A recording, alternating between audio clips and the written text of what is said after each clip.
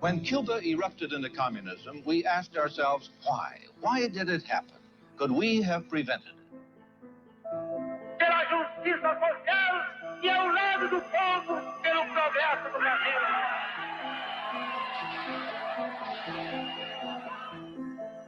It is time for foresight, because Brazil is growling and rumbling with potential explosion.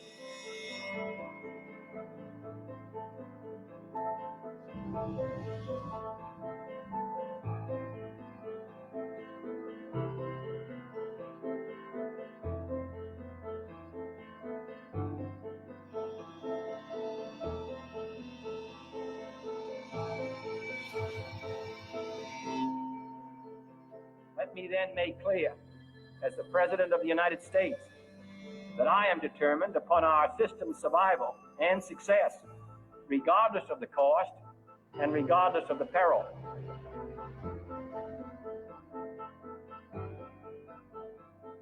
It looks like Goulart may take them into a communist regime.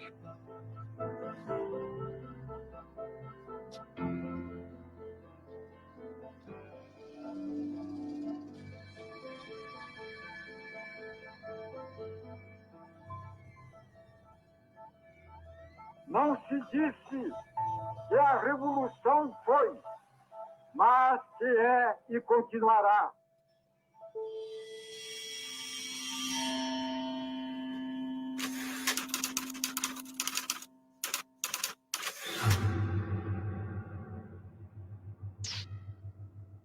CBS reports, Eric Sevareid. Brazil, 10 times the size and importance of Cuba. Her territory, 1/2 that of all South America, bigger than the United States minus Alaska. The United States became conscious of Cuba when a man with a beard seized power 3 years ago. We became conscious of Brazil when a man with a mustache quit power 2 months ago. His vice president, Jean Goulart, was on a mission to Red China, seeking markets for Brazilian goods.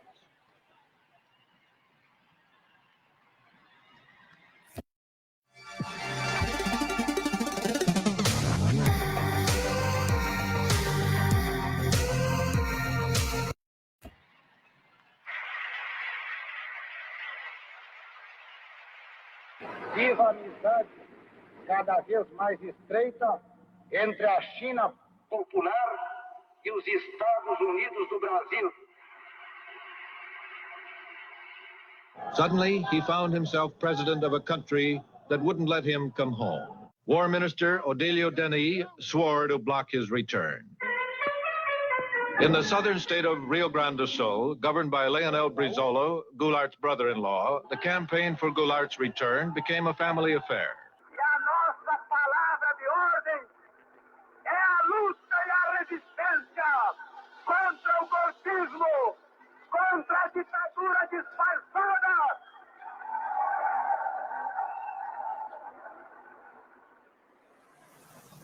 The forces of legality prepared to fight in the streets. Nós levantamos barricadas em frente ao palácio. Pode ser que não tenhamos força, meus conterrâneos, mas eu quero vos dizer que nós resistiremos até a última gota das nossas energias. E se tivermos que ser esmagados, o seremos com a nossa honra e a nossa dignidade. After 14 days of political strife, near civil war, and a leaderless country, Jean Goulart was allowed to return. Graças à bravura e à coragem do Rio Grande, chego a Porto Alegre como presidente da República. Congress agreed to revise the Constitution and cut the powers of the president if the military leaders would let Goulart take office. Cumprimos com o nosso dever. Não fizemos uma revolução. Apenas assumimos uma atitude de inabalável resistência.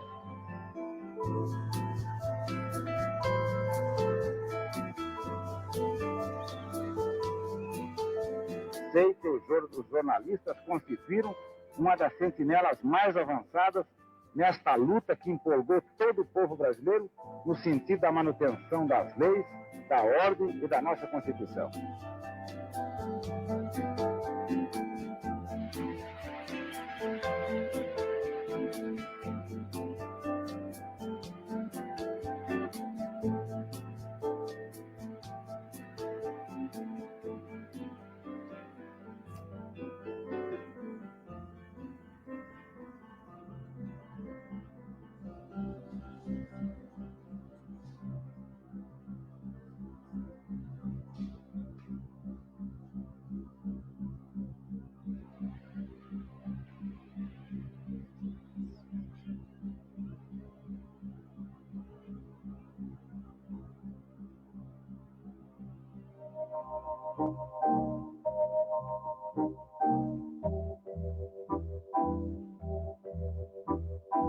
Lincoln Gordon, um homem que se tornou um personagem da história política brasileira. Ele era embaixador dos Estados Unidos, mas ele acabou se constituindo como um personagem da história política brasileira. Tamanha importância que a embaixada passou a ter naquele momento tão conturbado. This is headquarters for 1,200 Americans on government service throughout Brazil. Their objective is to keep the most important nation in Latin America firmly committed to the West.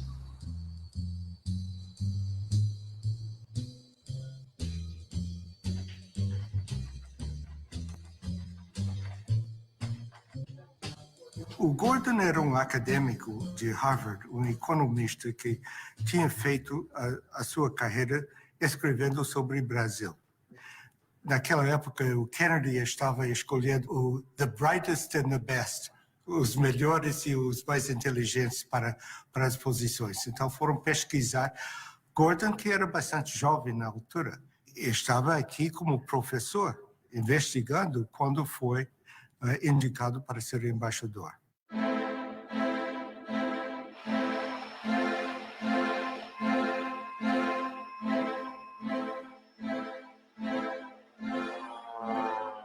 And he was sent to Brazil because he spoke a little Portuguese in order for him to develop a campaign to prevent a left-wing turn of the government in Brazil. He came when Jânio Quadros was in power, when there was a transition, and his mission after that was to do everything possible to block João Goulart and what João Goulart was doing. O embaixador Lincoln Gordon convenceu o Departamento de Estado de que realmente João Goulart iria implantar no Brasil uma república sindicalista e que depois perderia o controle para os comunistas. My personal conclusion is that Goulart's and Brizola's recent actions on agrarian land reform will lead Brazil to a communist government control similar as Fidel Castro in Cuba. Lincoln Gordon, U.S. Ambassador. Muitas vezes os funcionários norte-americanos diziam, mas embaixador, será que é isso mesmo? Será que João Goulart, de fato, descrentes um pouco dessa leitura catastrófica de Lincoln Gordon? E ele foi o responsável por manter essa interpretação. Their goal was to present Goulart as too much the left, too much controlled by the left. And the agrarian reform, which Goulart really pressed on, was just another piece of ammunition in that argument.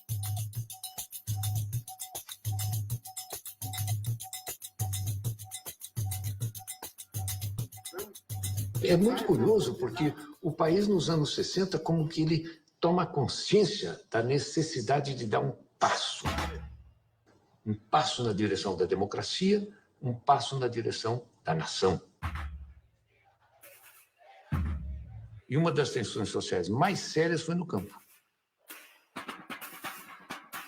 Ligas camponesas no Nordeste, no Rio Grande do Sul, uma série de movimentos.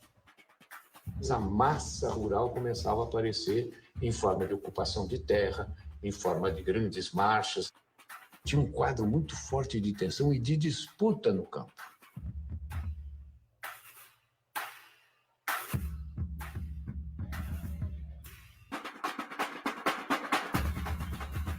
Eu acabei designado relator do projeto da reforma agrária. A emenda era permitir que o governo pudesse desapropriar uma terra, pagá-la a prazo e, com isso, ter recursos para desencadear e fazer uma lei ordinária de reforma agrária.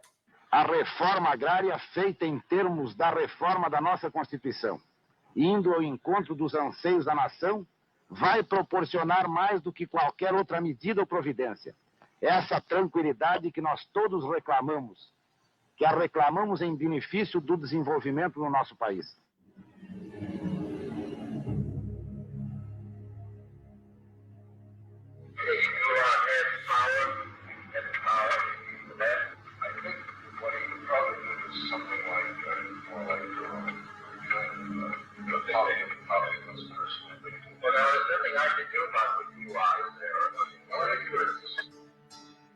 A necessidade que nós sentimos de colocar em pauta a desapropriação das companhias dentro de fórmulas de entendimento foi exatamente pelas dificuldades que elas estavam criando no momento no meu país.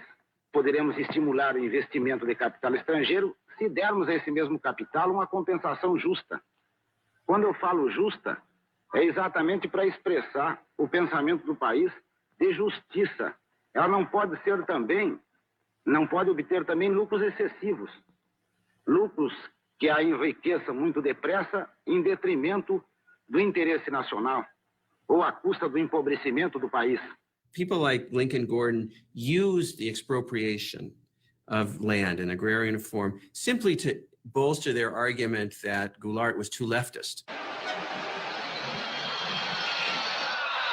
24 United we come.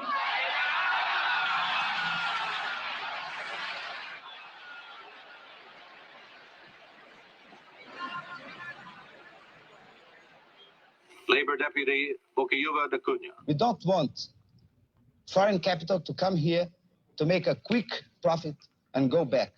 There are American companies that had made here the last 10 years things like 200% a year. What do you think of when I say the word love? Quando a gente está com a cabeça no inglês tradicional, a gente cria expectativa. 300% a year, even 1,000% a year of their capital. Goulart has made verbal blows to green and yellow nationalism. Leonel Brizola, governor of Rio Grande do Sul, expropriated 2 American companies, ITT and American Foreign Power Company. Such actions are a threat to U.S. economic interests and are regarded by us as totally unacceptable.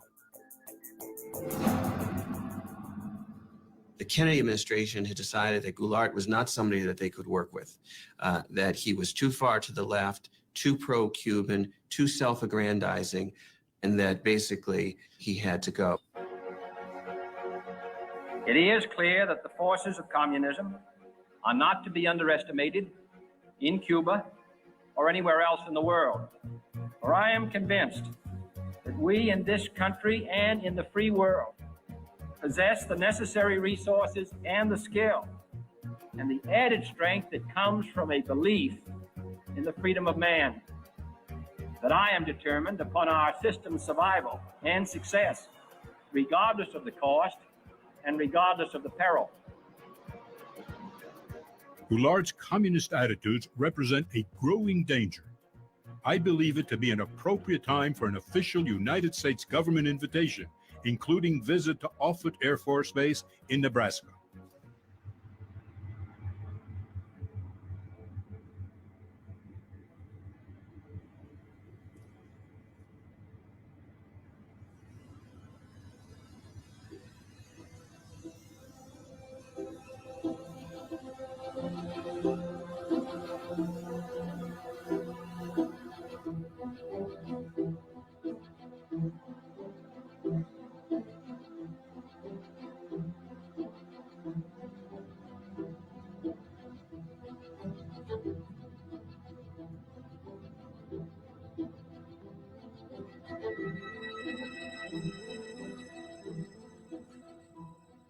Kennedy administration really saw that Brazil was potentially going to be, in their minds, the second Cuban Revolution.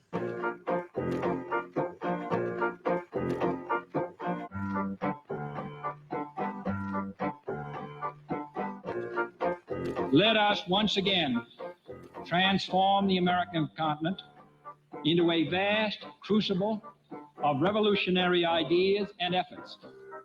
Our Alliance for Progress is an alliance of free governments, Alianza para Progresso. A Aliança para o Progresso era programa com muito idealismo para dar enfoque americano sobre a América Latina em geral, de uma forma que nunca tinha sido feito antes. O orçamento dos Estados Unidos para o Brasil era 2 bilhões de dólares. O gasto incontrolável de dinheiro. Era educação, era agricultura, era infraestruturas, era finanças, fala do setor, ali estava uma parcela da Aliança para o Progresso. Os Estados Unidos não admitiriam em nenhuma hipótese uma outra Cuba, vamos dizer assim, um outro governo na América Latina de viés socialista, comunista, ou o que fosse. Não admitiriam em hipótese alguma, mesmo que tivessem de perpetrar quaisquer violências. There's no doubt from the historical record that there was such funding, that there were covert CIA propaganda operations in Brazil. Estudos efetuados pelo ITES revelaram a necessidade de reformas estruturais imediatas. O IPES foi, como fachada, um instituto de pesquisas e estudos sociais. Na verdade, ele foi montado para ser o ovo da serpente do golpe militar. Aonde nos levarão as crises, o descalabro administrativo, a desordem. No Rio de Janeiro, a sede funcionava no edifício Avenida Central, na Avenida Rio Branco, no coração do Rio de Janeiro, no 28º andar.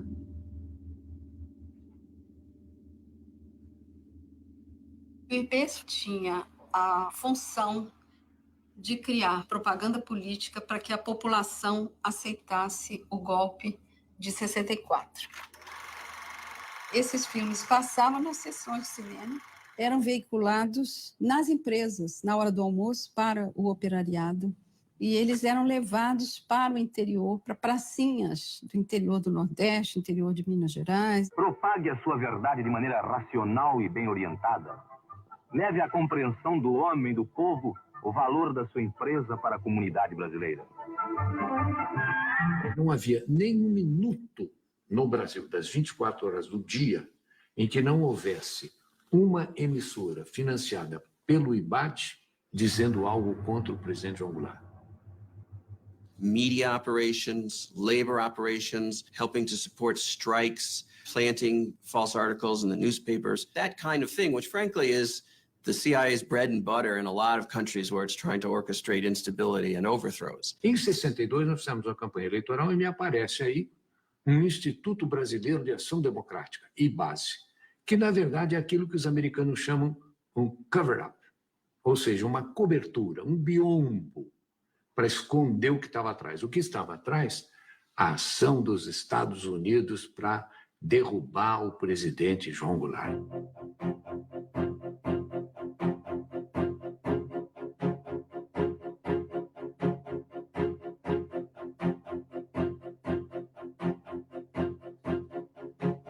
Se dizia que a embaixada americana financiava o IBAD. Mas surgiu em 1900, bem antes de 64. Com o dinheiro para o IBAD distribuir para determinados isso era candidatos. Uma polêmica quando eu cheguei. Imagina essa situação. Você marca de sair com as suas amigas, passa a tarde no salão, se maqueia toda, arruma roupa. Tensão em Brasília. Governo federal determina a abertura de comissão parlamentar de inquérito para investigar financiamento ilegal do IBAD a deputados e governadores. Candidatos a deputados estaduais no Pará e federal também, que o IBAD financiou. Na eleição, eu fui candidato em 62, eu fui procurado por um cidadão que queria me oferecer dinheiro para a campanha. Então eu falei, olha, mas como? Qual é a contrapartida? Não conheço o senhor. Não, nós só queremos que o senhor defenda a democracia. Disse, mas para isso o senhor não precisa me dar dinheiro. Eu vou defender a democracia porque eu sou um democrata. E depois, quando cheguei na Câmara, houve uma denúncia de que esse Instituto Brasileiro de Ação Democrática, o IBAD, era um cover, era uma cobertura para uma conspiração, para comprar deputados.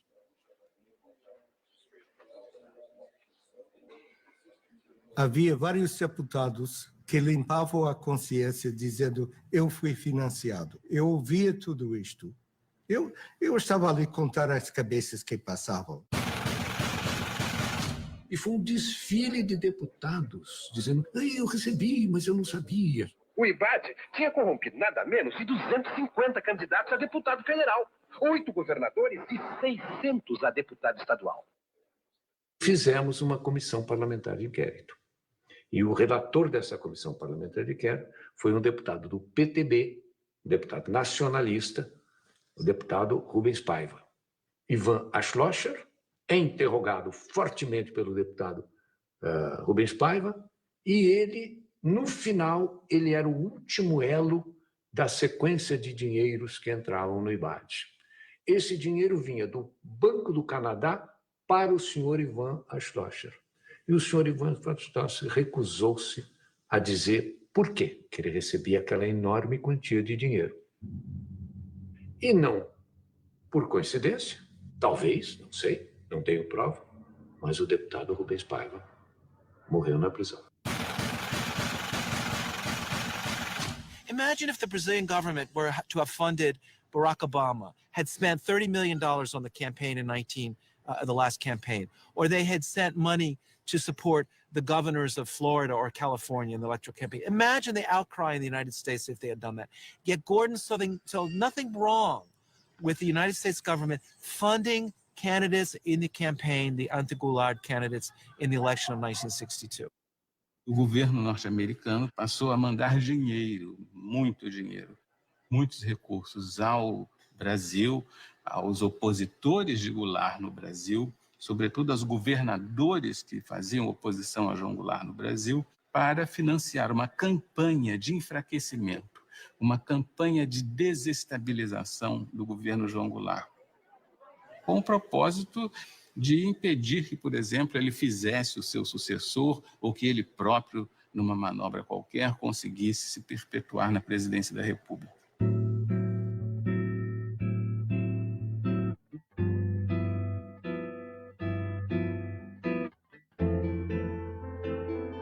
Goulart has won the plebiscite that restores full presidential powers. Having won more than 80% of the votes, he gained important popular support. Brazil would be the first significant major country for regime change, supported to a degree sponsored by the United States.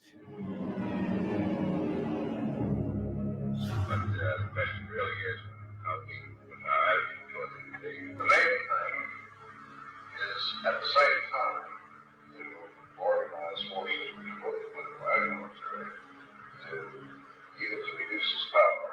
This was the green light that Lincoln Gordon had, the authorization of the president to organize the conspiracy or to support the Brazilian military in planning to overthrow Goulart.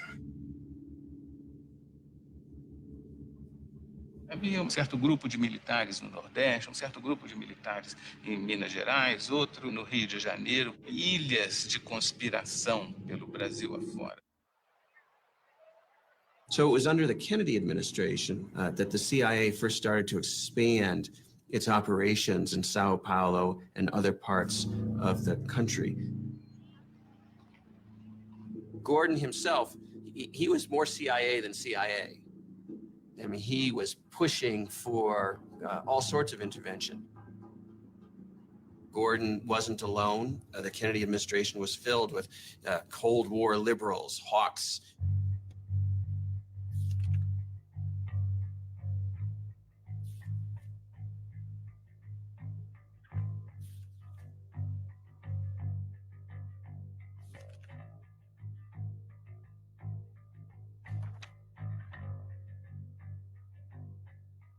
The United States had a very special agent stationed in Rio de Janeiro, the Lieutenant General Vernon Walters.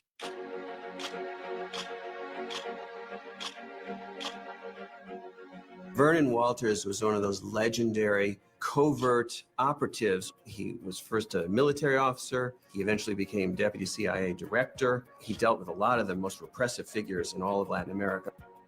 And his mission was basically to organize the conspiracy by bringing together the different dissident groups within the army, which were interested in doing something to stop or to overthrow the Goulart government. And so he went patiently from one person to the next, meeting with different colonels and generals, assuring them that the United States would support the military if it were to take power.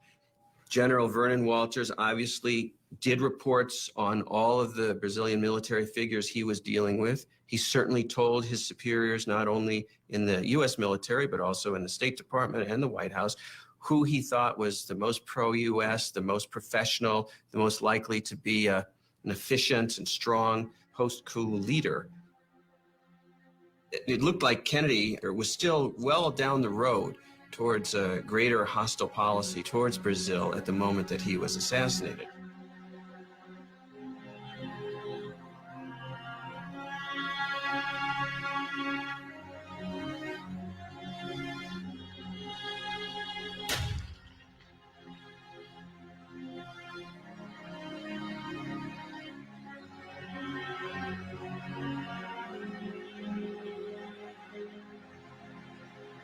Lyndon Johnson simply picked up from where Kennedy left off.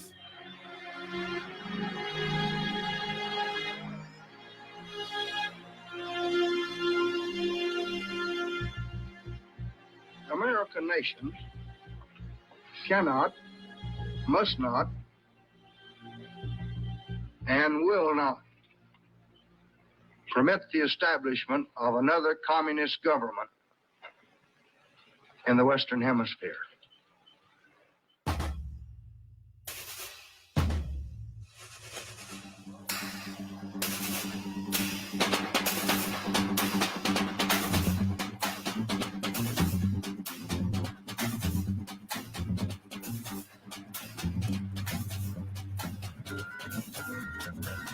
Esse povo bravo e corajoso, o Brasil poderá caminhar para as grandes reformas que estão sendo exigidas em todos os estados da nossa federação.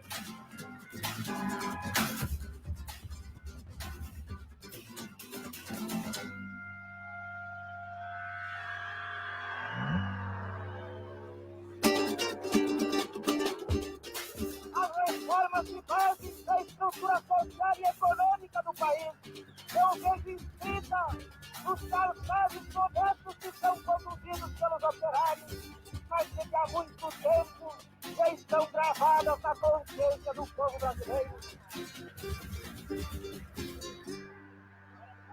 O comício só foi provocação. Ao lado tem Central do Brasil, e do outro lado era o Ministério do Exército, o Primeiro Exército.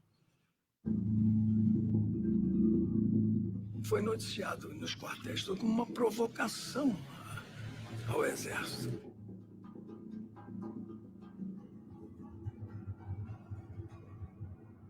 Era uma coisa de esquerda que a gente não sabia onde ia parar.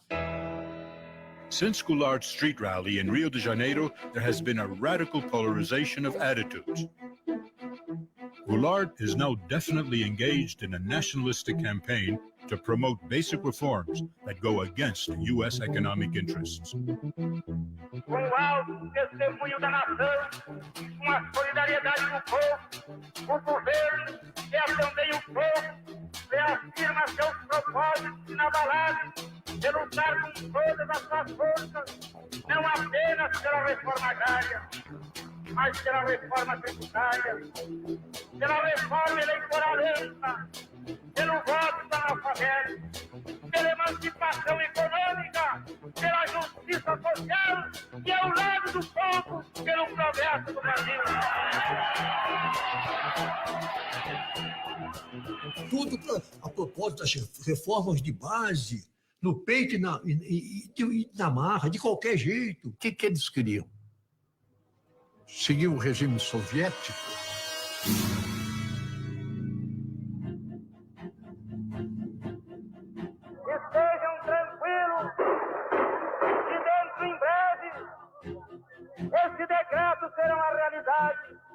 Ele jogou tudo. É um tudo ou nada. Isso aí para os outros militares, eles vendo isso, a pessoa fica assustado. João Goulart is accepting the active collaboration of the Brazilian Communist Party and of other radical left revolutionaries as Syndicalist Union CGT. Heading the Reformas de Base is Goulart's leader of the Labour Party, Deputy Bocaiúva Cunha. Are you willing to accept communist support? If they want to give us public support in the reforms we need for Brazil, then we are. Don't you think there is some danger of the Communist Party taking over your program? Oh, absolutely. Communist Party in Brazil is nothing, you see. It only exists in the proportion of the stupidity, of the blindness of the elite who doesn't want to see that they can't not maintain in such a big and powerful country their privilege and their positions without giving to the people, to the masses of the people, their minimum needs. Here, Brazil, heavily infiltrated or controlled by the communists, directed through a Goulart-Brizola manipulation. It looks like Goulart may take them into a communist regime. Trabalhadores do campo já poderão então ter pedaço de terra fácil para ele trabalhar, pedaço de terra para ele cultivar. Mas foi bárbaro aquele comício lá. Foi ali que ele virou comunista.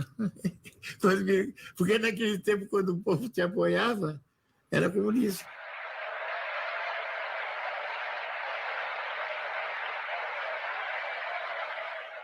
E a Liga do Nordeste, dos camponeses, nós tínhamos a CGT, tudo já, a UNE, tudo embaralhado. Mas isso era normal numa democracia? Não. Não é normal, não. Não é normal. Eu espero que dentro de menos de 60 dias já comecem a ser divididos latifúndios às beiras das estradas. Meu Deus do céu, estava tudo... Naquela ocasião, o Partido Comunista estava proibido. Está cheio de bandeira vermelha. E que a provocação aparecia com os cartazes de legalização do Partido Comunista. O presidente da República, lamentavelmente, ele estava participando da anarquia. Ele estava prestigiando aqueles que estavam anarquizando. Essa é a verdade.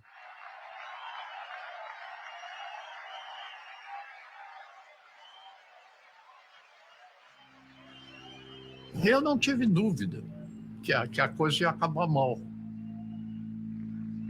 We are undertaking complementary measures to strengthen resistance forces against Goulart and encourage anti-communist sentiment in Congress, armed forces, press, and church groups. 1 milhão de pessoas saiu à rua para dar graças a Deus pela derrota do comunismo na Marcha da Família com Deus pela Liberdade.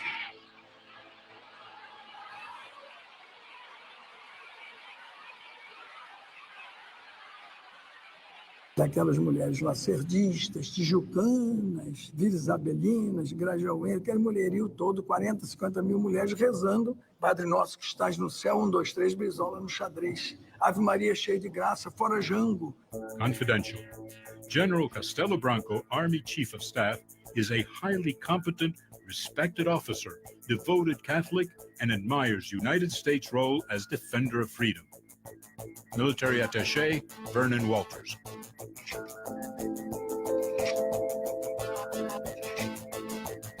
There's no doubt from the declassified documents that Castelo Branco was the anointed U.S. pick to lead the military regime that would follow Goulart. And this is the thing that the CIA and the U.S. government used to do in countries like Brazil. They would look for the military officers that they liked or they could talk to who seemed pro-U.S. They had dossiers on everybody and thought about who the most prominent plotters would be, who they would want to work with down the line.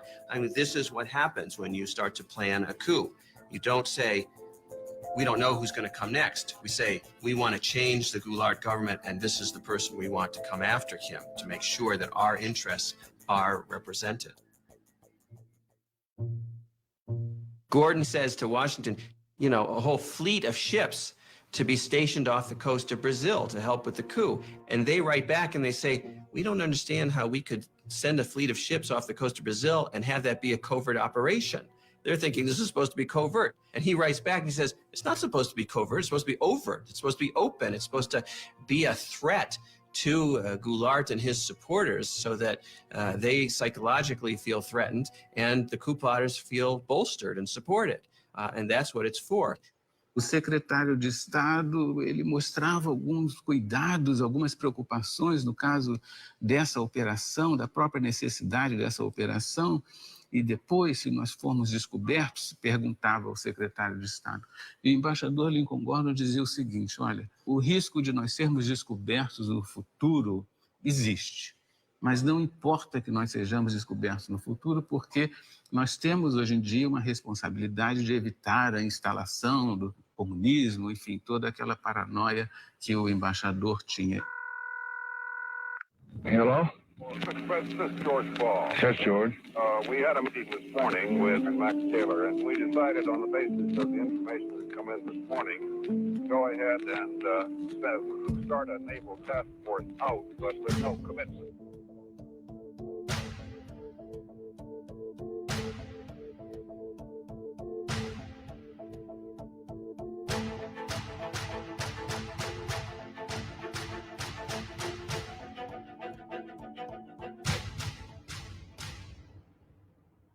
Vocês tomaram conhecimento da Operação Brother Sun?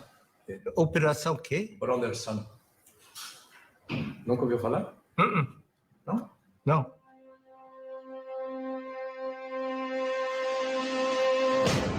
I think we ought to take every step that we can, be prepared to do everything that we need to do. I'd get right on top of it and stick my neck out a little. What Johnson basically says in his audio tape is, if we have to stick our necks out, if we do get accused of intervention, it's worth it because we've got to get rid of this guy. I would like to indicate that I'd like to fire McNamara to get some tankers ready for some POL supplies, things of that sort.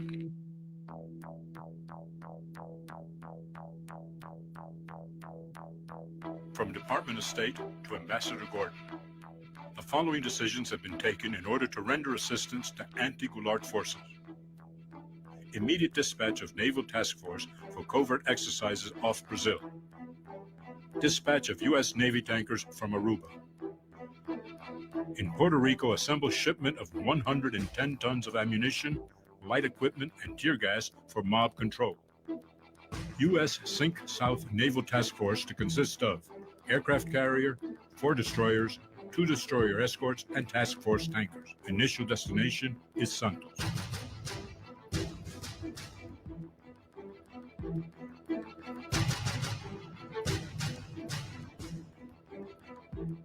CIA, top secret, eyes only. Goulart must be removed in a hurry. São Paulo and Minas Gerais governors have definitely reached accord. The trigger is a military uprising led by General Mourão Filho. Troops will march towards Rio de Janeiro. Vamos sair hoje, às 4 horas da manhã.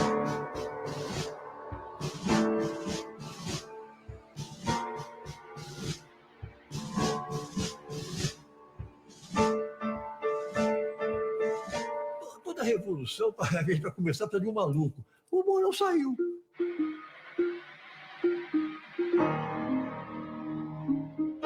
Saíram pela estrada que vinha de Juiz de Fora, com destino ao Rio de Janeiro, disposto a morrer.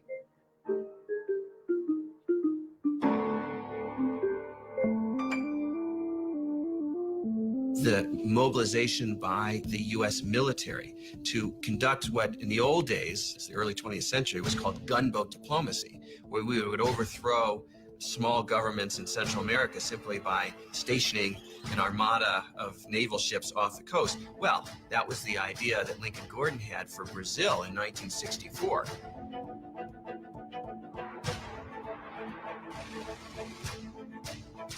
Every disposition here is to be ready to support those elements who refuse to prevent Brazil from falling under an authentic dictatorship of the left, heavily infiltrated or controlled by the communists. For the first time, Brazilian plotters asked whether American Navy can reach southern Brazilian coast fast. A Operação Brother Sun e todo esse delineamento estratégico foram muito importantes para dar segurança àquelas pessoas que perpetraram o golpe. Segurança no sentido de tomarem uma decisão, de fazerem efetivamente a movimentação militar e derrubar João Goulart do poder.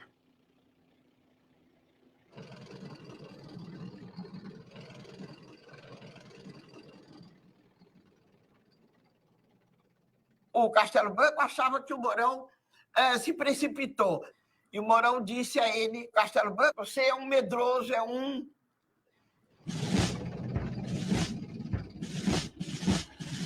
Vieram vindo, mas nunca aconteceu nada.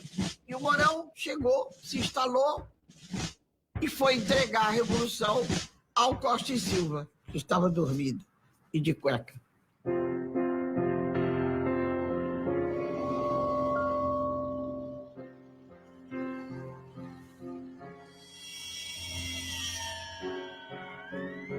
Essa é a Revolução de 64, que foi no dia 31 de março, amanhecer do 1º de abril, que, curiosamente, é o Dia dos Tolos.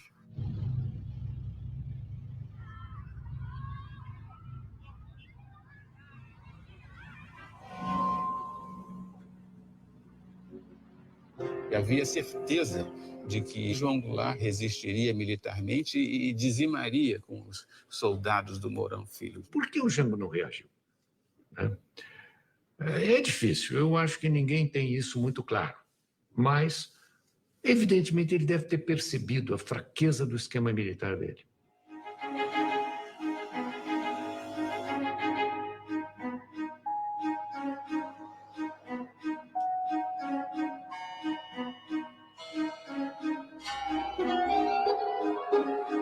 O João Goulart estava aqui onde ele tinha força, foi para Brasília. Chegou lá em Brasília, ele podia dar as ordens de lá, não deu, foi para o Rio Grande do Sul.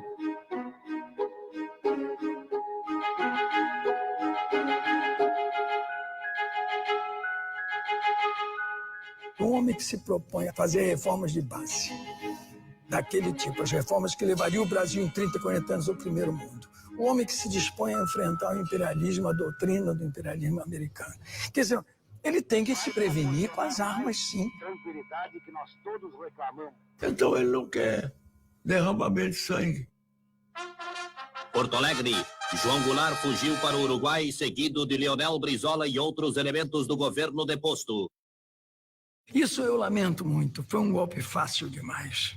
Muito fácil. Aí ninguém tomou iniciativa, ninguém assumiu um comando que seria o verdadeiro comando revolucionário, ninguém. E as Forças Armadas, elas próprias, mais do que ameaçadas, foram chamadas, praticamente intimadas, a cumprir a missão que o momento lhes impunha, restabelecendo a ordem e livrando o país dos trapos vermelhos que ameaçavam sufocá-lo. We know from the declassified documents is that Lyndon Johnson, the president of the United States, was willing to implement a contingency plan for an overt invasion of Brazil to help the coup succeed. In the end, the coup succeeded so quickly that the U.S. military forces never were needed to help regime change directly. But had the fighting dragged on, we might well have seen an overt policy, an overt intervention from the United States.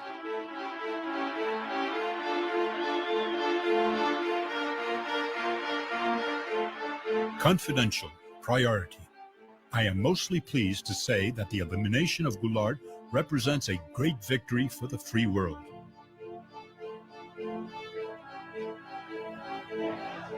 Rio de Janeiro has been taken by a democratic rally with crowds surpassing those of the carnival season.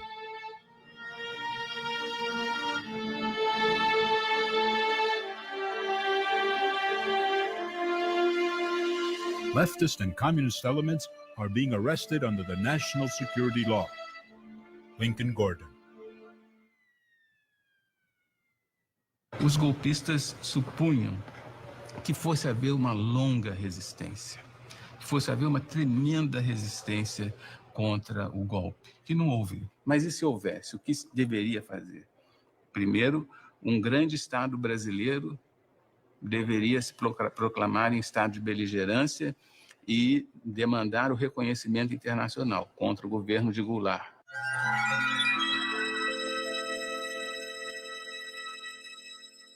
Segundo, uma junta militar deveria assumir o poder. Foi exatamente o que aconteceu.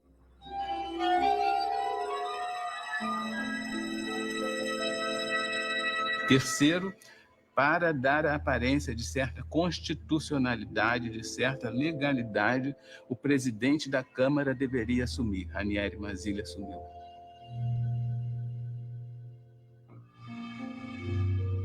Então, esses três elementos estão no plano de contingência de 1963.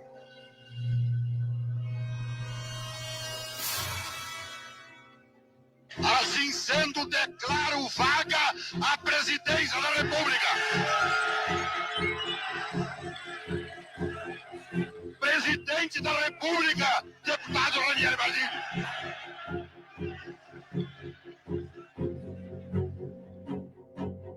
Fomos para o gabinete do Goulart, tinha o presidente do Supremo e começou a impulsar o Mazzilli, fazer o juramento, e telefonei para a embaixada, dizendo onde estava e o que estava passando. A embaixada em Brasília estava com linha aberta para o Rio, Rio com linha aberta para Washington. A pergunta era, foi feito legalmente? O empossamento, eu disse, parece que foi legal. Longe de mim para dizer, reconhece. Ok, vamos reconhecer, vai dormir. E acordei 12 horas depois e tínhamos reconhecido.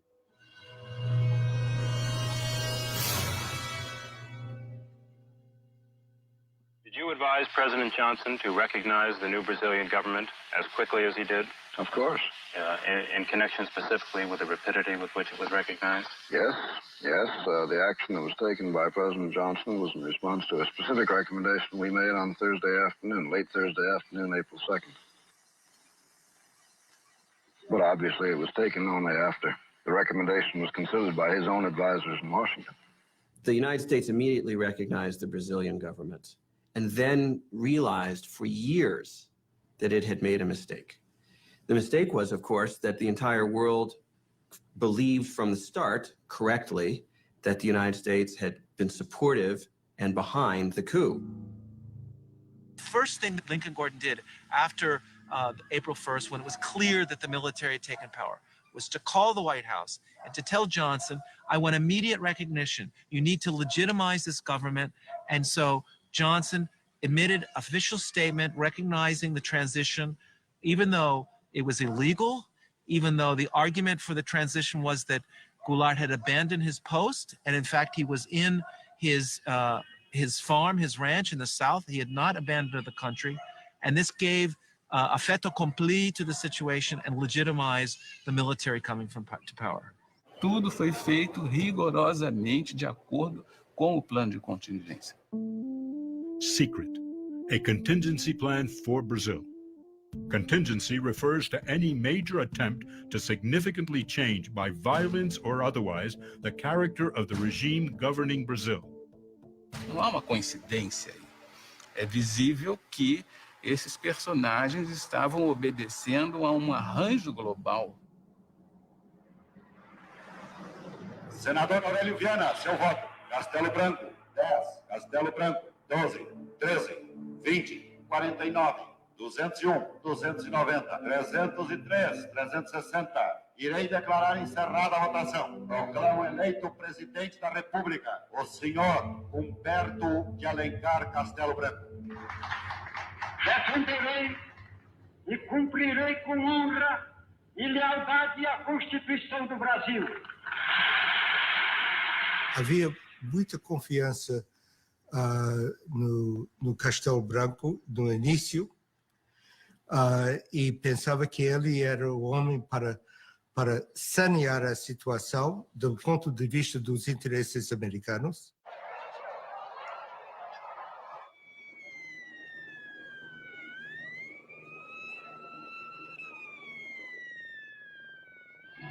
Ambassador Gordon and the American government welcome the change. A word about how things look from Brasilia now. which I think the inauguration of President Castelo Branco in civilian clothes was significant of his desire to emphasize the civilian character of his government. I believe this is fully supported by the Army, which has great confidence in him, as I think very broad sectors of Brazilian opinion do.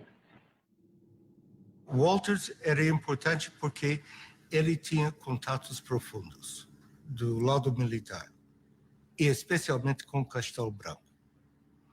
Então, ele foi mantido na embaixada por causa disso. E promovido por causa disso. O presidente brasileiro, talvez por sua amizade com Vernon Walters, não sei, ele recebia e conversava com Walters questões sigilosas, questões delicadas, sensíveis. E imediatamente, quando chegava em casa, Walters escrevia um telegrama e mandava para o governo dos Estados Unidos. Confidential. I found the president remarkably serene and relaxed. Conversation during dinner was light and humorous. President saying that the military leadership dedicated to constitutional order will back the regime. Military attaché Vernon Walters. Caminharemos para a frente com a segurança de que o remédio para os malefícios da extrema esquerda não será o nascimento de uma direita reacionária.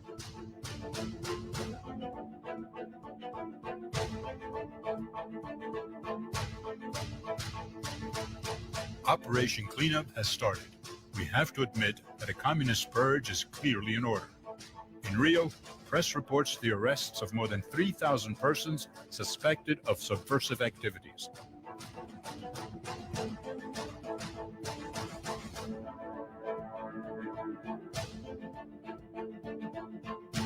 Hello? Sir, we've got a message that we want to send out to Castelo Branco on the occasion of his inauguration.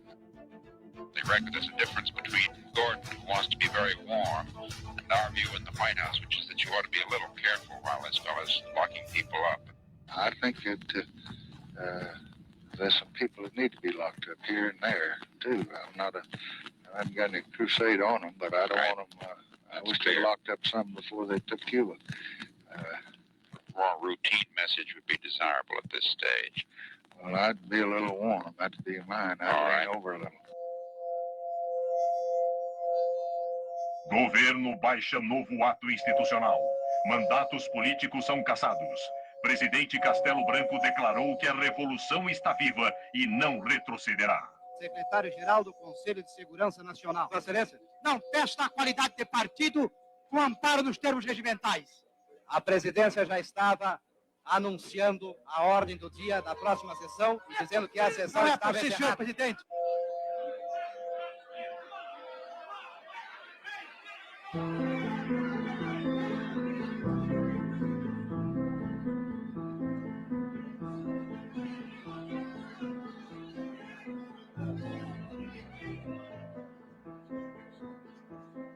Eu fui caçado na primeira lista. E não tenho a menor dúvida, foi por causa da relatoria da reforma agrária. Eu era um elemento da Confederação Nacional dos Trabalhadores da Indústria, que era a maior entidade sindical aqui do Brasil. Eu fui condenado a 17 anos de prisão.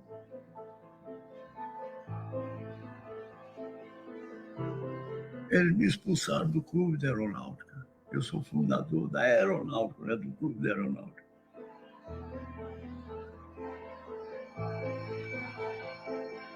Eu, capitão do Exército, do regimento, digamos, de elite, porque era o rótulo, não é? Fui preso e depois fui caçado sumariamente e perseguido. Isso é que foi a coisa mais triste.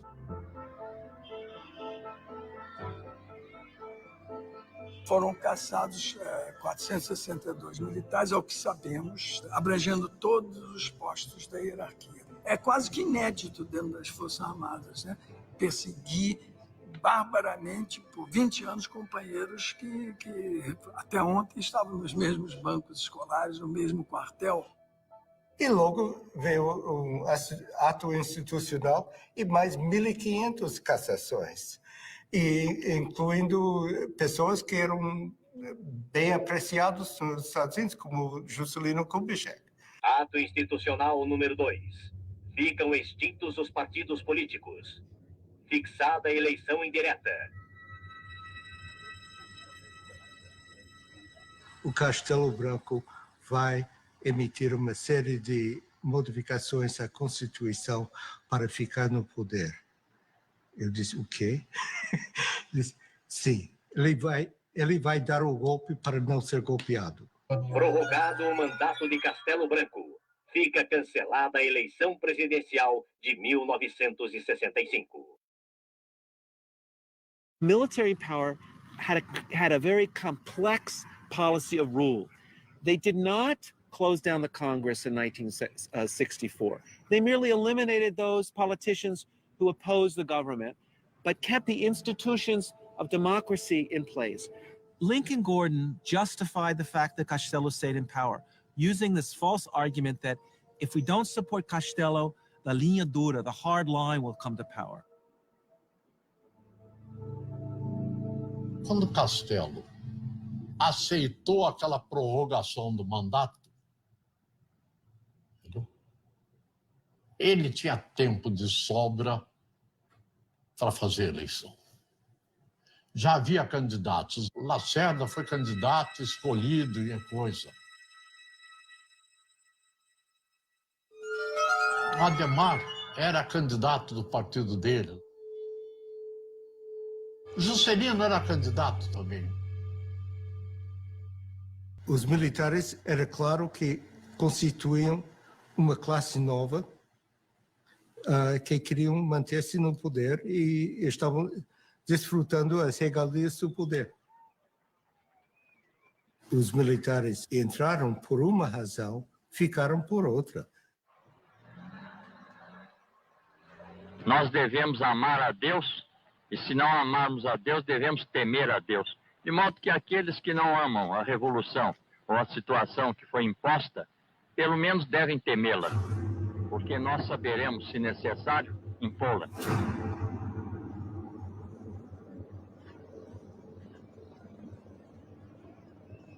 Liberdade não era o termo que se podia aplicar ao governo brasileiro. Cortaram liberdade da imprensa, liberdade de discussões e reuniões, quer dizer, as liberdades básicas que se espera de uma democracia. We are ready, as we have been before, to work very closely with Brazil to enable them to get on with their great problems of economic and social development. Os interesses americanos, todo mundo em abril de 64 pensavam que estavam salvaguardados.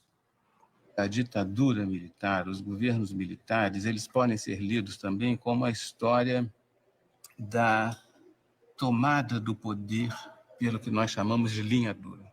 They allowed there to be elections, and when they didn't like the results of the elections, they changed the rules of the game in order to stay in power.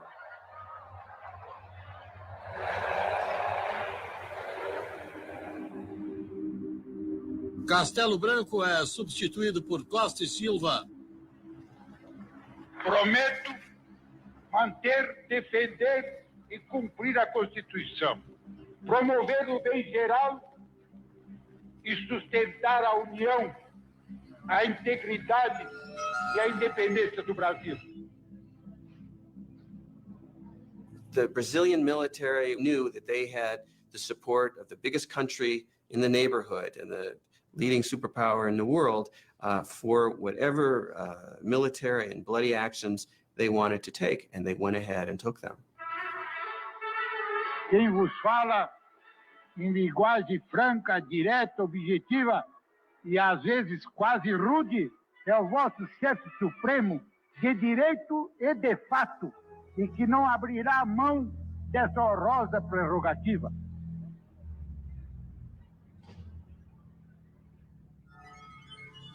Artigo 1º do Ato Institucional número 5. Fica decretado o recesso do Congresso Nacional a partir desta data. Se você está a favor dos militares, você está contra. Está contra, você é subversivo. Vinha a ordem para prender fulano, tinha que prender fulano.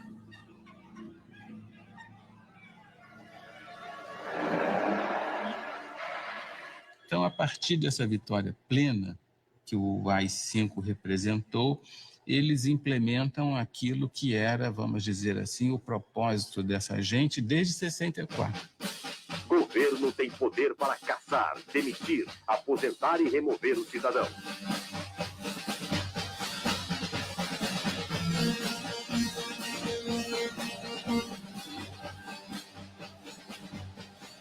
Mas eu não quero em nenhum momento dizer que eu quero ser bonzinho, não tenho responsabilidade. Eu tenho.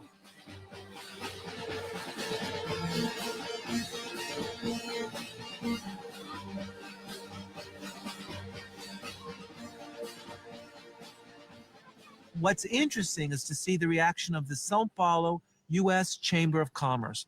And they were unanimous in stating that they supported unconditionally Institutional Act Number 5, that this was a necessary measure in order to guarantee economic stability and investment in Brazil, and therefore they gave total support to Costa e Silva and the measures. And this clearly shows the way in which the multinationals in Brazil align themselves unconditionally in this period with the forces of repression that were torturing citizens and violating democratic rights. The Brazilian military knew and had known for several years that the United States supported such a change in government, that the United States would not condemn them, would not cut off military aid or economic aid, and indeed would do the opposite, would increase support for Brazil under a military regime.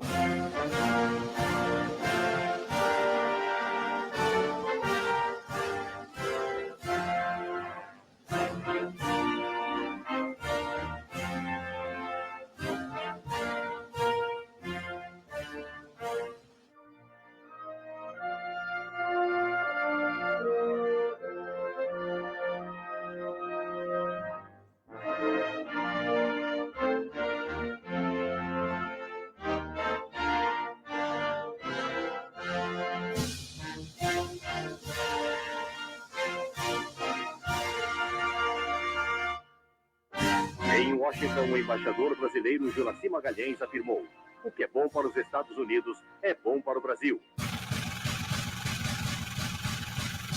Em 68, eles implementam um Sistema Nacional de Informações, superintendido pelo SNI, né, o famigerado Serviço Nacional de Informações.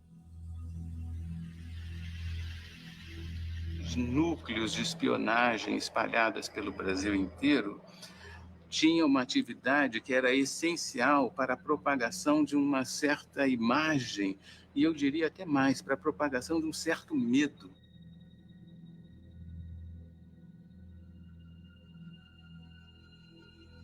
Mantinha pessoas do próprio SNI em grandes corporações, como, por exemplo, dentro de um Banco do Brasil, para ver o que o diretor, o pessoal pensava, porque às vezes o diretor, digamos assim, era contra o governo militar, então ele automaticamente influenciava os subordinados a ir contra também o governo militar. Então aí existia gente infiltrada, gente para todo lado. A importância do Sistema Nacional de Informações foi muito grande. Todos os presidentes tiveram ligação direta com o Serviço Nacional de Informações. O presidente Médici foi chefe do Serviço Nacional de Informações. O último presidente, por exemplo, João Figueiredo, foi chefe do Serviço Nacional de Informações. Todos os presidentes tinham uma articulação profunda com o Serviço Nacional de Informações. O SNI, ele não fazia a repressão, eu vou te prender, não fazia isso. Ele informava ao DOPS. O DOPS, sim, é que torturava, é que fazia isso, fazia aquilo e tal.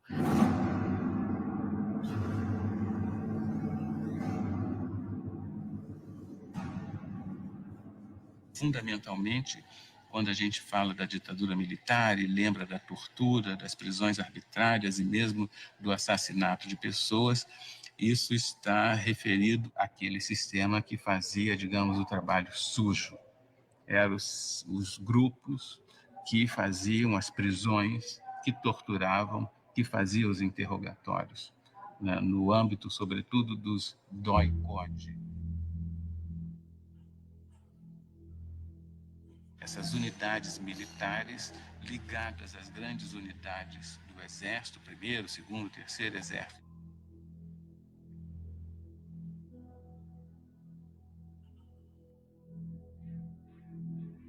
E todos os subversivos eram encaminhados, depois eram presos na cadeia da própria cidade, e daí para frente nós não tínhamos mais notícia.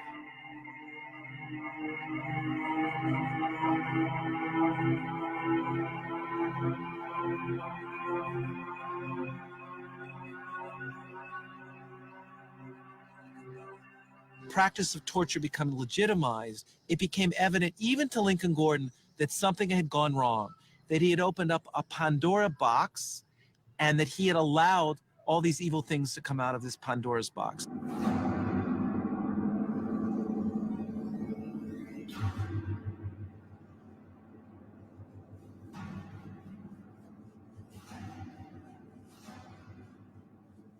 Isso é difícil de justificar oficialmente, é?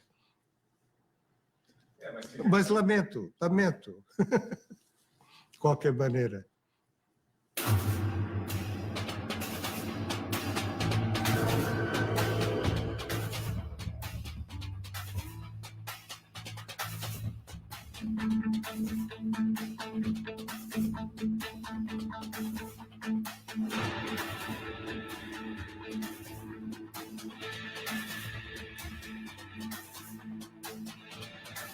Slowly, people began to understand that Brazil was not just a land of tropical delights, of carnival, of Carmen Miranda, of the Amazon jungle, but it was a country of torture and repression.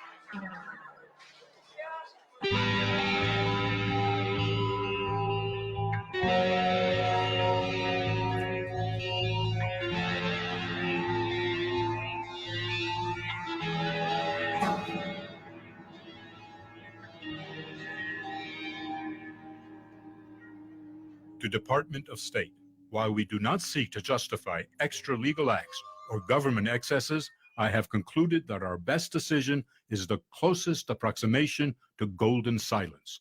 O orçamento da Embaixada norte-americana no Brasil nunca foi tão grande quanto naquela fase do golpe e depois do governo Castelo Branco. E isso criava uma imagem dos Estados Unidos muito negativa no Brasil, porque havia funcionários, havia assessores, havia presença norte-americana nos mais diversos órgãos do governo, de modo que os brasileiros viam com muita animosidade essa presença, suscitando inclusive algum tipo de anti-americanismo.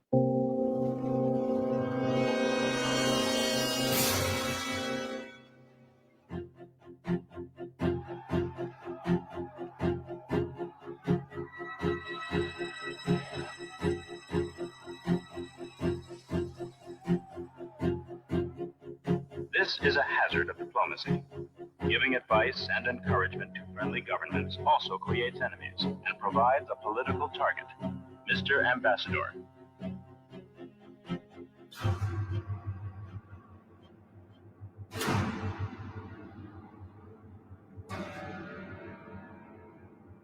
O sequestro de Albrecht sacudiu bastante profundo todo o sistema do Departamento de Estado e a percepção que precisava de mais segurança para as missões americanas. O embaixador Charles Albrecht representa em nosso país os interesses do imperialismo, que, aliado aos grandes patrões, aos grandes fazendeiros e aos grandes banqueiros nacionais, mantém o regime de opressão e exploração. A vida e a morte do embaixador estão nas mãos da ditadura. Se ela atender a duas exigências, o Sr. Elbrick será libertado. Caso contrário, seremos obrigados a cumprir a justiça revolucionária. In 1969, when two revolutionary organizations kidnapped the U.S. ambassador in Rio de Janeiro, demanding the release of 15 political prisoners. Exigimos apenas a libertação desses 15 homens, líderes da luta contra a ditadura. Cada um deles vale 100 embaixadores do ponto de vista do povo. Mas um embaixador dos Estados Unidos também vale muito do ponto de vista da ditadura. Queremos advertir aqueles que torturam, espancam e matam nossos companheiros. Não vamos aceitar a continuação desta prática odiosa. Saibam todos que esta é uma luta sem tréguas. Uma luta longa e dura, que não termina com a troca de um ou outro general no poder, mas que só acaba com o fim do regime dos grandes exploradores e com a constituição de um governo que liberte os trabalhadores de todo o país da situação em que se encontram. Agora é olho por olho, dente por dente. Ação Libertadora Nacional ALN. Movimento Revolucionário 8 de Outubro. MR8. This was a very important act because it was the first time that victims of the torture that took place in Brazil were able to express this internationally. 14 men and a woman. One of the prisoners was Flavio Tavares, a newspaper man. He said Ambassador Elbrick was kidnapped to arouse public opinion. Those political prisoners, when they arrived in Mexico City, made statements to the press, the international press, denouncing the torture that they had endured while they were imprisoned. Who told you that you were going to be put in jail? Well, I was arrested in the street, you see. What reason? Go ahead. What did they say to you? Well, I have a prison in, because of that Congress that we made in São Paulo last year. Political activity. Yes. 4 hours after the safe arrival of the prisoners in Mexico, a tan Volkswagen taxi drove up to the embassy gates. Police verified that it was the ambassador who was being driven back to his home. He had a wound on his forehead. He was unshaven and seemed very tired. I'm sure that they kidnapped me primarily for the purpose of obtaining the release of the 15 prisoners that were sent to Mexico, while at the same time trying to embarrass the Brazilian government and the United States government.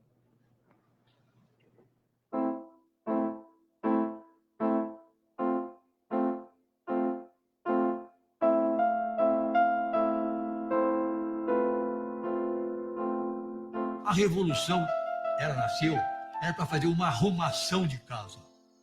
Ninguém passa 20 anos para arrumar uma casa.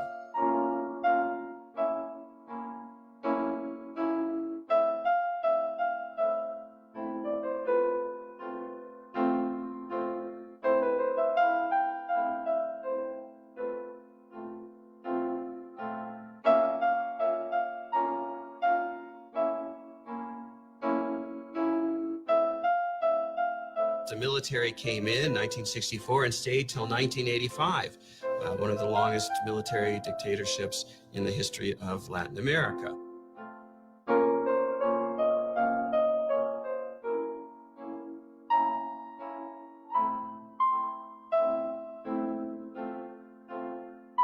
All of this, by the way, was done in the name of democracy, supposedly.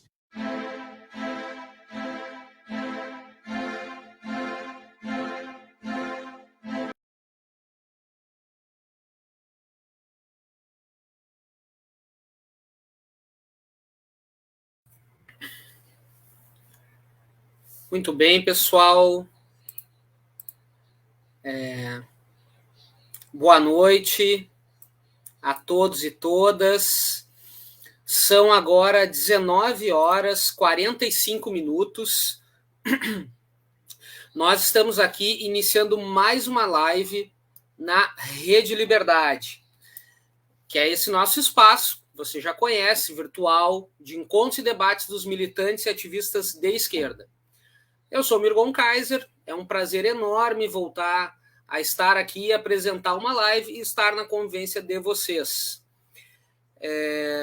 Ainda mais depois desse grande documentário que nós acabamos de assistir. Eu quero pedir para quem estiver nos assistindo que compartilhe aí nas suas redes o nosso ao vivo. Compartilha, aperta aí, o Facebook não vai te tirar da nossa live enquanto tu compartilha. E isso é muito importante para a rede, porque esse bate-papo acaba alcançando mais pessoas. Claro, quem entrar a partir de agora não vai ter visto o filme, mas pode assistir o debate e depois, mais tarde, assistir, quem não assistiu ainda.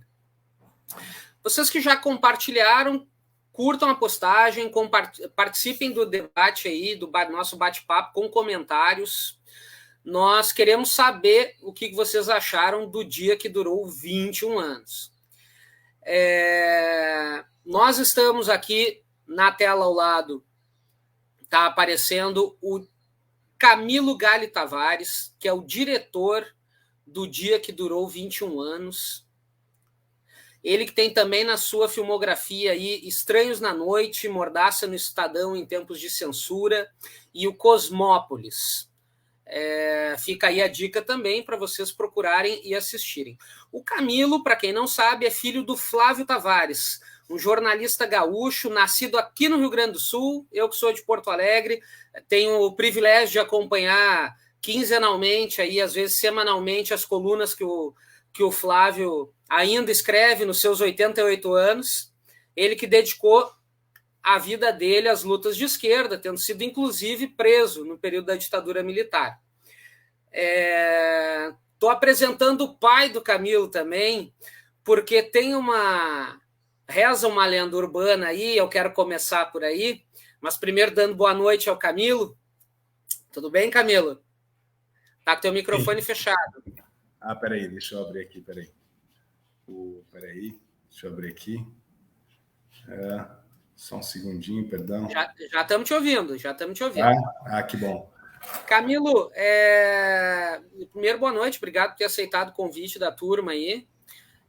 Reza a lenda urbana, então, que o centro desse documentário nasceu para ser... O ponto de partida foi contar um pouco a história do grande Flávio Tavares. Né? Sim. E num determinado momento o foco mudou justamente quando tu te deparou com a enorme quantidade de documentos que implicavam os Estados Unidos diretamente na articulação do golpe de 64. Essa é um pouco a história da gênese do filme. Correto, Mion. A gente, primeiro prazer estar aqui, essa conexão Sampa-Porto Alegre, né?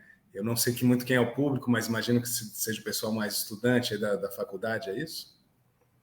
É um pessoal de esquerda. Isso é uma rede nacional, nós temos gente do Rio Grande do Sul, nós temos gente do Rio, de São Paulo, uma galera do Nordeste também que nos acompanha. Maioria, 100% um público de esquerda, bem de esquerda. E muita gente da universidade também. Então, fica à vontade aí para despraiar no raciocínio. Não, que bom. Que hoje, cada vez mais, a gente tem que convencer também as pessoas que não são só de esquerda. Mas que bom estar aqui aí, acolhido aí por vocês. Você tem razão, o argumento do filme era, entre aspas, a trajetória do meu pai, né, que foi preso político, começou como líder estudantil, braço direito aí do Brizola, viveu ali o Palácio com a legalidade, né, com toda aquela campanha da legalidade, no 61, né, e estava até com um revólver na cinta ali, né, e através do engajamento estudantil é que ele passou a, né, entrar mais na política, né, junto com o Brizola. Acho legal falar isso hoje, porque eu lembro quando eu entrei na USP, na ECA, né, tinha o Grêmio lá, e eu tentava fazer alguma atividade um pouco mais política, um pouco mais, né, ligada aí aos temas sociais importantes, e tinha um desinteresse geral. A galera só queria saber da carteirinha para ter desconto no cinema, né? Então era um período onde o líder estudantil ele tinha muito respeito, tinha muito... Os líderes da Uni falavam, inclusive, com os presidentes, né? Meu pai, com 17, 18 anos, foi falar com Getúlio Vargas, depois foi com João Goulart, né? Ou seja, e aí havia uma maior diálogo entre as lideranças estudantis e os líderes de governo, né? E aí o filme era sobre a vida do meu pai, e aí na pesquisa a gente encontrou esses documentos que vocês viram no filme e que estão disponíveis aí pela Lei do Livre Acesso à Informação, que é fantástico isso, a gente tem que elogiar isso dos Estados Unidos. E aí a gente foi fuçando, meu pai mesmo tinha 2 ou 3 que um amigo dele, jornalista, havia dado em mãos, que era um telex, aquele papel meio antigo ainda, sabe? E aí falava da frota que estava vindo aqui à costa brasileira, da Brother Sun. E era um assunto que, curiosamente, nos Estados Unidos era mais conhecido do que aqui, né? A gente fez o filme, aí mudou, digamos assim, o ponto de vista, né? A câmera passou a estar na Casa Branca, né? Com as gravações, os áudios, tudo que vocês ouviram ali é original. A gente só deu um ritmo de ficção, mas todo o material de acervo dos telegramas, claro, a gente recompôs eles, fez uma animação gráfica, né? Mas o conteúdo é todo original. Os áudios, né, das conversas do Kennedy chocaram muito, inclusive, a opinião pública norte-americana. A gente foi para faculdades dos Estados Unidos, Harvard, só as bambambam lá, Ivy League, né? UCLA e Princeton, e eles convidaram para o debate e eles ficaram admirados um pouco com essa postura do Kennedy, né? Porque foi a grande revelação, digamos assim, que o Kennedy não era tão democrata, né? E aí o que eu acho interessante a gente discutir é que esse material documental ele revela um pouco desse plano de contingência que aparece no filme também, né? Que você vê que não é de um presidente ou de outro, né? Todos meio que seguem um pouco essa linha imperialista mesmo, onde eles acham que os Estados Unidos têm que conquistar o Brasil, tem que conquistar a Argentina, tem que conquistar o Chile, etc., né? Colômbia, Bolívia, enfim, Equador, para ter os recursos naturais, para ter o petróleo, para ter a agricultura, né? E ficou muito claro isso no debate que a gente teve lá nas universidades americanas. Isso me surpreendeu muito, porque o público lá ficou muito dividido, sabe? Entre o pessoal que acha que realmente está certo o Kissinger, está certo o Nixon, está certo, entendeu? Até o Obama também tinha um pouco, por mais discurso que ele seja democrata, eu gosto dele, mas também tem uma política de Estado que vai independente do presidente, isso que eu quero dizer.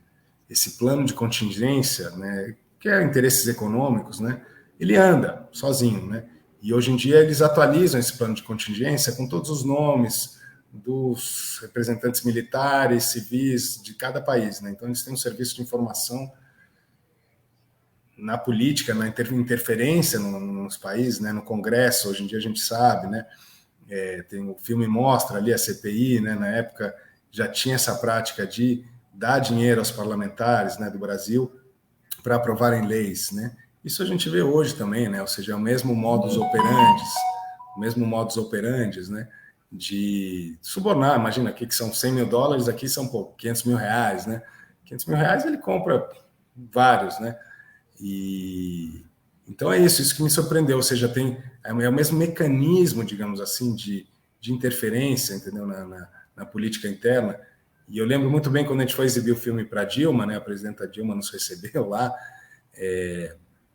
Meu pai, pessoalmente, até tem divergências com ela, tal, mas enfim, ela foi super aberta lá, nos recebeu e ela comentou: Camilo, eu não tinha ideia da interferência dos Estados Unidos, né? No mesmo dia, ela até pegou uma cópia e mandou para o embaixador que tinha acabado de chegar em Brasília, que estava mudando de embaixador. Falei, Dilma, não sei se é uma boa ideia se mandar o filme, mas enfim, ela mandou e a gente até pleiteava que o filme entrasse um pouco no circuito educativo, né? Na época o Mercadante era o ministro da Educação, para juntar mesmo, né? Contar melhor essa história para as escolas, universidades, que acho que é o grande desafio que a gente tem hoje, né? Camilo, citou a Dilma agora. Vou pegar esse gancho. Muita gente, a gente vê, né, em muitos fóruns, muitos espaços, muitas discussões, muita gente que considera que a máquina, essa máquina que tu retrata bem no teu documentário, que essa máquina estadunidense ela operou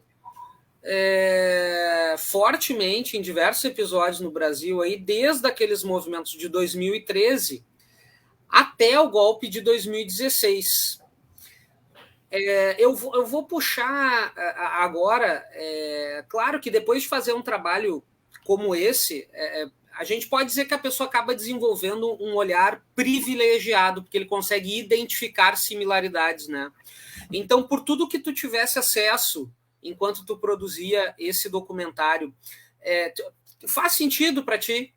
Parece fazer sentido que tenha havido uma ação estadunidense ativa novamente aqui no Brasil durante esses episódios da década passada?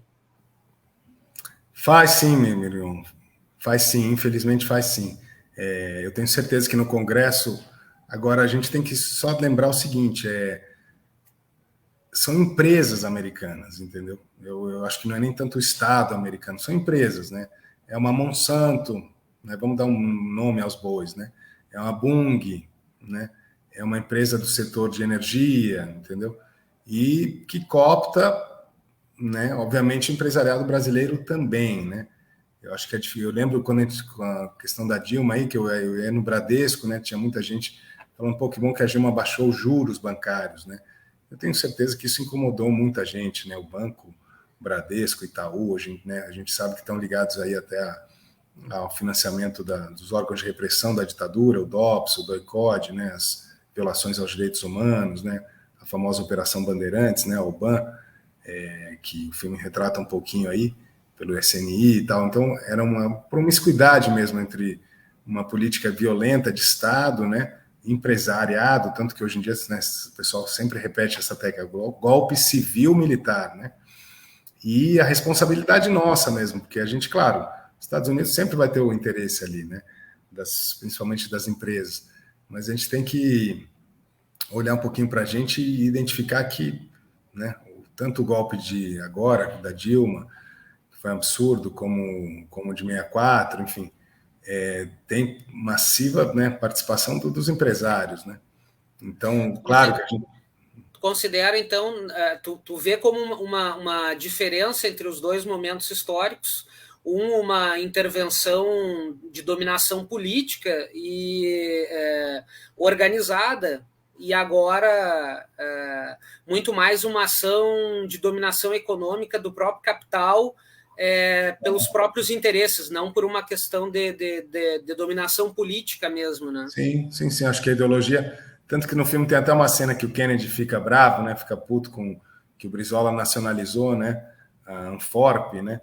E para o estado aí do Rio Grande do Sul ele deu $1, né? De indenização, porque achou que, né, já tinham tido lucros excessivos, né? Tinha toda a questão da lei de remessa de lucros, né? Hoje em dia ninguém mais fala de lei de remessa de lucros, ou seja, uma empresa, né, no Rio Grande do Sul de energia pode, né, explorar os recursos e mandar os lucros para fora, né? Nenhum país, né, faz isso, ou seja, a gente não defende muito, né, os nossos interesses. Então, você vê o que aconteceu lá em 61, 62 com Kennedy, né, que ficou bravo com o Brizola, né, é um exemplo disso, ou seja, não era só ideológico, no fundo é grana, né, dinheiro, interesse. E cabe realmente aí a legislação proteger um pouco, né, tanto os recursos naturais, minerais, enfim. Eu não sou especialista nisso, mas eu sei que a gente deveria ser um pouco mais nacionalista, né? Isso que eu sinto falta, para te falar a verdade. Não, com certeza. Uma outra similaridade que tem batido muito na tecla, na época, durante todo esse período, se bateu muito nessa tecla, essa similaridade fantástica, até, vou te dizer, entre Donald Trump e o Jair Bolsonaro. Né? Uma similaridade absurda. Eu, inclusive, tenho lendo algumas análises, inclusive de jornalistas estadunidenses, sobre o Donald Trump. Era incrível como a gente pode facilmente confundir o texto como sendo um jornalista brasileiro falando sobre o Bolsonaro. Né?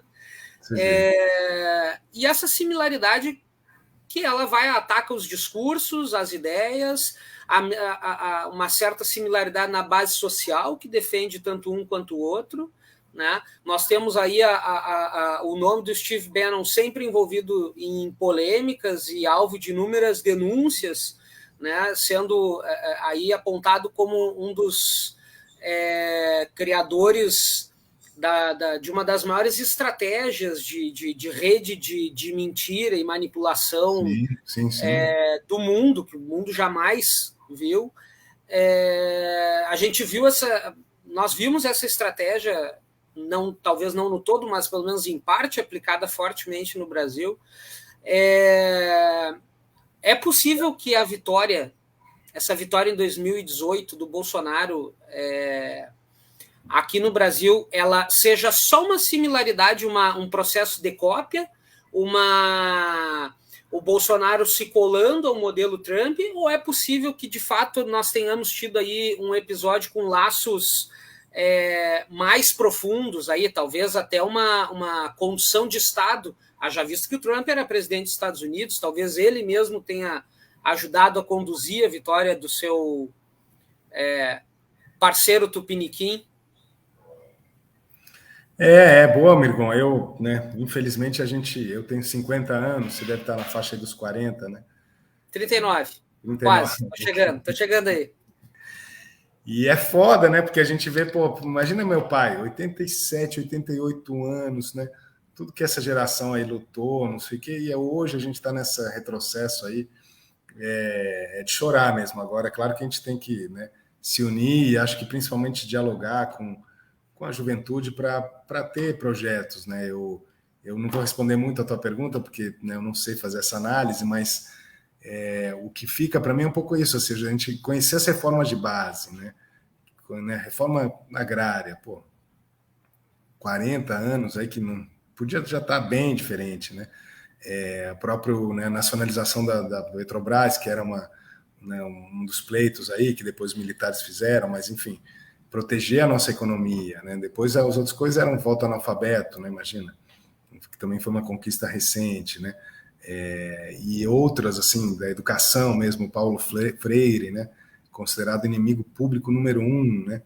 Educação, hoje em dia, a gente viu, acabou de sofrer um corte aí terrível. Então, assim, o que me assusta um pouco é essa falta de memória, né? Da gente e a falta da gente conseguir batalhar mais pelos nossos direitos, né? Quando a gente tem as conquistas sociais e viveu esse drama agora aí com o Bolsonaro, que espero que a gente não tenha nessa reeleição, pelo amor de Deus, a gente vai conseguir, né, um outro candidato aí. O que eu vejo muito é isso, é a falta do conhecimento histórico. Eu lembro, eu estava nos Estados Unidos, o pessoal me perguntou, mas você não sofreu uma represália, a CIA, não sei o quê, o Newton Cruz, né, que ficou... Eu falei, não, imagina, meu grande medo, meu grande pânico é o esquecimento, né, a falta de memória, porque aí a gente fica muito fácil de dominar, controlar, né, muito fácil você convencer um jovem de que o comunismo, o socialismo vai roubar a sua casa, né, não tem nada a ver, o João Goulart na época a reforma agrária era no acostamento das estradas federais, imagina isso, faixinha de terra de nada ali, entendeu? Só que já era noticiado como o João Goulart vai fazer a reforma e vai roubar a sua terra, né? Sim. Então, é o que você falou também, a própria mídia, né, exagera as conquistas sociais aí do governo Lula, Dilma, enfim, e coloca isso contra, né, em vez de jogar a favor. Então, né, no retrospecto é dramático. Agora a gente tem que, né, juntar forças aí para não perder a esperança. Agora, por isso que eu acho que a memória é tão importante, né? E quando a gente faz esses filmes é numa tentativa de dialogar com o público jovem de uma maneira que, né, seja interessante, para que não fique aquele filme chato, mas que é conteúdo, né? Com certeza. Camilo, nós já estamos começando a nos encaminhar aqui. Nós hoje combinamos, geralmente a gente faz lives de 1 hora, um bate-papo de 1h20, às vezes 1h30, 1 hora. Nós combinamos dessa vez de fazer um pouco mais curto o nosso papo, justamente porque como a gente teve a exibição do filme antes e tudo mais, para não ficar um conteúdo muito extenso. Espero que nós tenhamos outras oportunidades de conversar mais sobre o documentário, sobre os outros filmes também, eu acho muito interessante. Mas eu queria ainda pegar esse ganchinho aí que tu citaste agora, essa questão do risco da reeleição do Bolsonaro, né? É que reeleição é um processo democrático, né? Mas antes do risco da reeleição, nós estávamos aí, passamos pelo menos uns 2 anos aí, com medo de que nós estivéssemos nos encaminhando de novo para o precipício de uma nova ditadura. O próprio presidente Bolsonaro tentou avançar nesse discurso. Em dado momento, eu mesmo avalio que, de fato, ele conseguiu avançar no discurso, ele testava, conseguia espaço e ia adiante. Tinha apoio da base dele com relação a um eventual golpe. Aparentemente, nós entramos aí nesse último ano do governo Bolsonaro com esse discurso mais arrefecido, com a ameaça de um novo golpe perdendo força. Nós temos aí o ressurgimento da figura do Lula, estando livre e se solidificando nas pesquisas eleitorais. Nós temos uma eleição que aparentemente se aproxima de uma forma natural, né? Nós não estamos na rua lutando para que a eleição aconteça, né? Do teu ponto de vista, com relação a tudo isso, a todo esse nosso cenário atual, e toda a bagagem que tu tem, que tu traz dos teus trabalhos, da tua vivência, da história que tu acompanhou na família e tudo mais, no teu feeling, na tua sensibilidade, é possível que essa ameaça já tenha passado, que a gente esteja retornando para um novo ciclo com o Brasil mais próximo de um centro democrático no país, e que essas águas turbulentas que nós quase entramos, elas tenham, pelo menos por enquanto, ficado para trás? Ou será que nós ainda temos que ficar muito de prontidão, porque talvez o perigo esteja ali dobrando a esquina? Qual é a tua sensibilidade? Ô, Mirgo, acho que você falou muito bem, a gente tem que ficar alerta, né? E, ao mesmo tempo, a gente também tem que lembrar que muitos poucos fazem muito barulho, né? Eu acho que em número nós somos muito mais bons cidadãos, entendeu? Pode ser de centro, até de direita, mas o cara é cara de direita, mas é progressista, não quer violação de direitos humanos, entendeu? Não quer matar ninguém no campo, não quer matar índio. Então, acho que em números, eu tendo a ser otimista, né? Que a gente tem que ser otimista e tem que acreditar e tem que fazer mais barulho. Eu acho que falta para a esquerda a gente se organizar mais. Eu vou te dar um exemplo breve aqui do Brasil Paralelo, né? Que nas redes sociais, ali no Facebook, enfim, aparece muito.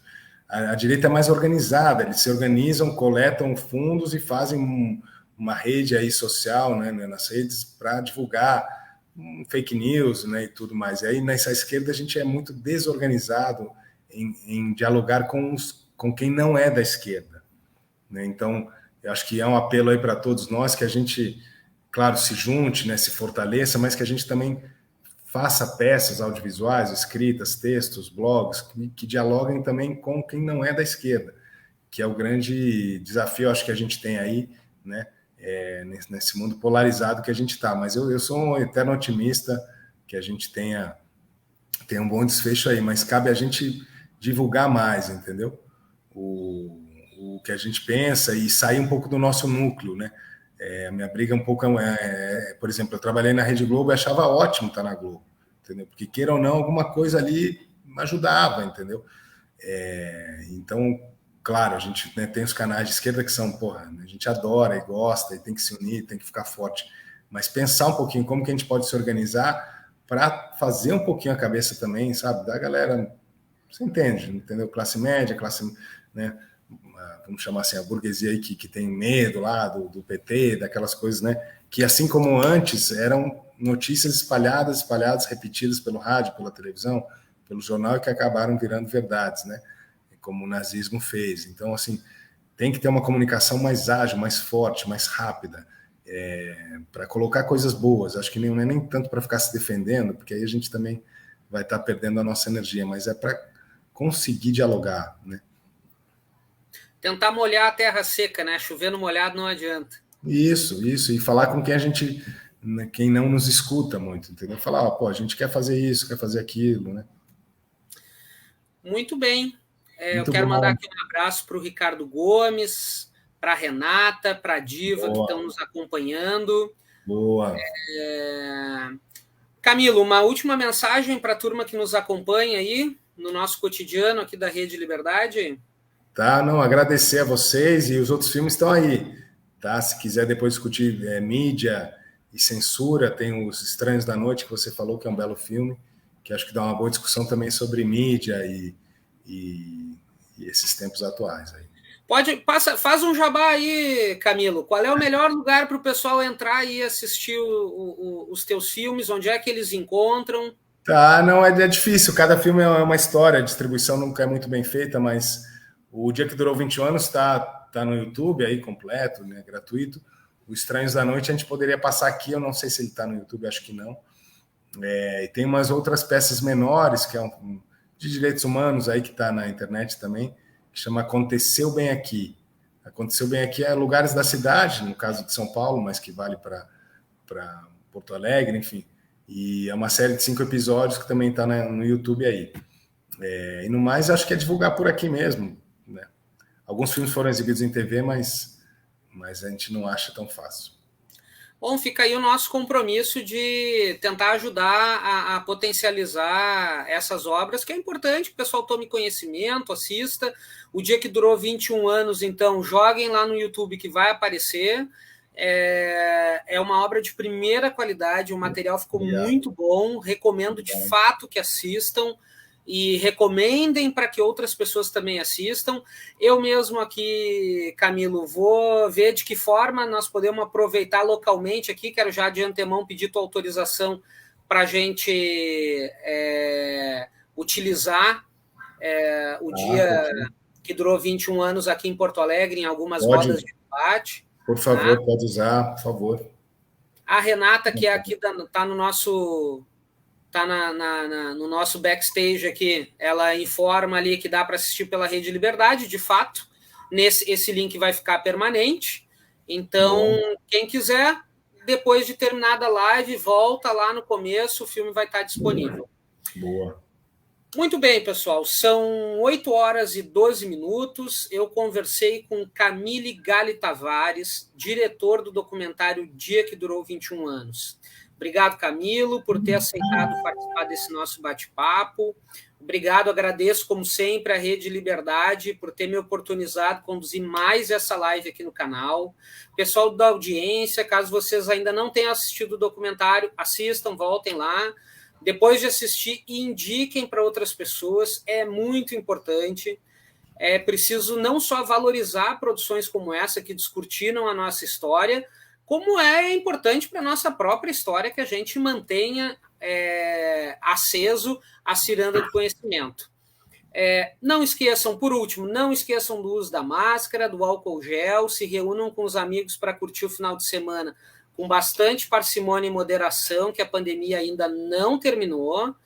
Parabéns para Porto Alegre, minha cidade, que amanhã completa 250 anos de história. Um bom final de semana e até a nossa próxima live. Um abraço, pessoal. Obrigado, Mirgon, pela oportunidade aí, tá? Um abraço a todo mundo. Obrigado. Valeu.